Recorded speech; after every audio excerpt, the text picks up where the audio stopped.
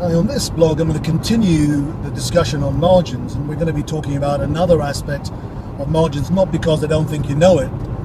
In fact, I'm positive you do. You're an accountant, of course you understand margins and what makes it up. But I want to just give you a little bit of some thought-provoking ideas that may help you move the status quo, because many of the accountants I meet are aware they have a problem in margins. Their margins are being squeezed, profitability is being squeezed, competition is tighter, costs keep going up, clients get more busy, and so margins suffer. And as a result of margin suffering, and their profits suffer. And these are all things I've conquered in my business, and hopefully can help you in your business through these blogs and maybe the Profit Multiplier program for accountants.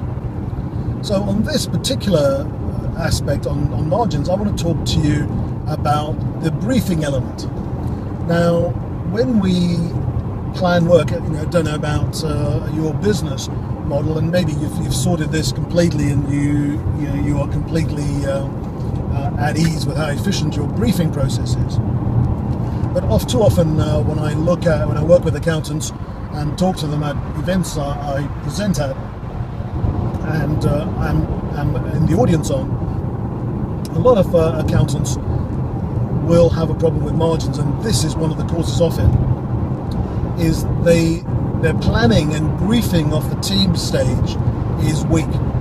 I don't mean weak in that it leaves them exposed, but it's weak in that they don't spend the time up front thinking about it to reduce the time actually spent doing the work. I don't know if you've ever had a carpet fitter or a carpenter work with it. A lot of the people I've used as tradespeople in the past have talked about measure twice, cut once. And you, like me, have probably experienced cowboy builders who measure once and then have to cut twice, often at your expense because they've used up your materials, and then they have to go and buy some more because they've cut it to the wrong size. It's all right if they cut it too big and have to cut it a bit smaller, but if they cut it too small, then they can't use it. It can't be made longer again, and so it has to be replaced. In the same way, if you plan a job carefully, the planning is not a pleasant. In my experience, in previous firms I've worked with and in, the planning is never one of where somebody can take great pleasure in planning the job and doing it right. Doing it right is probably not as big a challenge as doing it quicker, doing it more efficiently, doing it more effectively, and getting it done for the lowest possible cost. And if you haven't planned, if you're not spending enough time on planning, just say your managers or your partners are spending 30 minutes or 1 hour on planning and briefing, you may find that is costing you an extra day or 3 days, or 3 man days on the job doing. And that is where margins can be eroded. So we have a framework to get this right, and we recommend that you develop a framework, or talk to us on our Profit Multiplier program for accountants to solve this problem, because the briefing part, the thinking part of how do you get the job done as well. I don't mean leave yourself exposed for professional negligence and stuff like that. That's really important. We don't do that. We don't want to do a cowboy job, but we do want to make sure we do it as effectively and efficiently as possible. Where are the risk areas? Where can time be spent reducing it? Where can efficiency be made in planning and timing the job? Have we talked to the client about when they're going to be available to answer questions and help the accountants out with answering questions on the job? Is the job queued up as part of a strategy to keep the flow moving quickly and efficiently to getting the job done? My accountancy firm recently took over a job from a really well-known firm. It's a firm I actually know very well. It's a multi-partner firm. And it's probably a job that we probably shouldn't have won, because they should have been doing the job properly, and we should have had a no look in. In fact, what we did was we took over the job, and the frustration with this is that it was planned so badly, and it wasn't a difficult job to plan right, to be fair, but it was planned so badly it just frustrated the client. Now, that is worst possible, because not only are you losing margin, but they've lost the client now. Now, I don't mind so much because I've won the client, but it's not the right thing to be faced with, is it? And so a bit of more time planning it and making sure it is done effectively and efficiently is really important to making sure your margins stay high.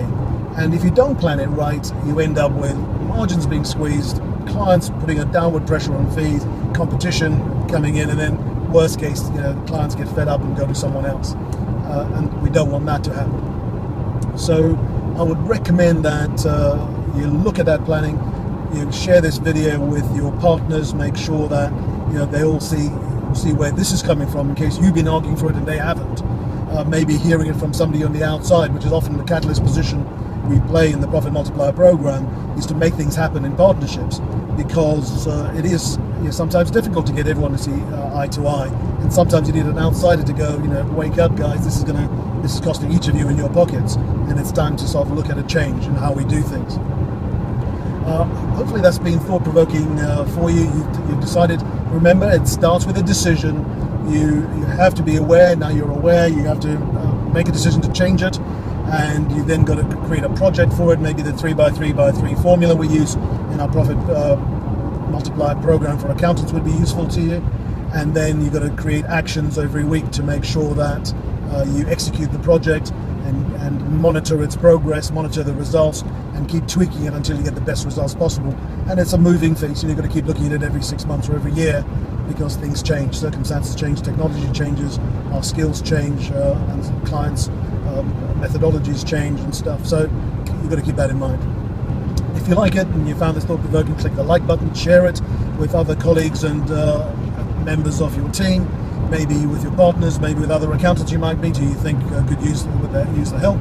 And of course, if you'd like to have a chat about the Profit Multiplier program after you've viewed some of our blogs, after you've heard me present a little bit on these ideas, and understand that I don't hold my punches, I don't hold back. I believe that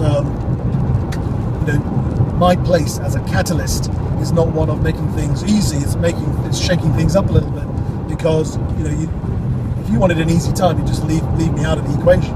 If you want to get things done and make things happen, that's when I'm usually involved and get involved, because then clients get great value for money. But that's down the line. First, make sure that my communication style and speed and insistence on taking action and getting things done is the right thing for you. Then, if it's right, we'll book a 10-minute quick fix call. We'll just get a chat between us. You can ask me some questions. I can ask you some questions. We can find out if there's some synergy, and then set a longer impact session between us. It's completely complimentary. It takes between 35 minutes and 50 minutes, and we can make sure that we can give you some tips and see how we can help further and work together for your benefit, for our mutual benefit, to be fair. I look forward to speaking to you in one of those calls.